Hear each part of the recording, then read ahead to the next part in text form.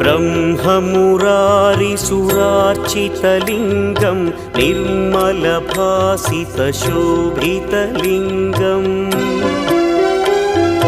जन्मजदुःखविनाशकलिङ्गं तत्प्रणमामि सदा शिवलिङ्गम् देवमुनिप्रवरार्चितलिङ्गं कामदहन करुणाकरलिङ्गम् रावणदर्पविनाशकलिङ्गं तत्प्रणमामि सदा शिवलिङ्गम्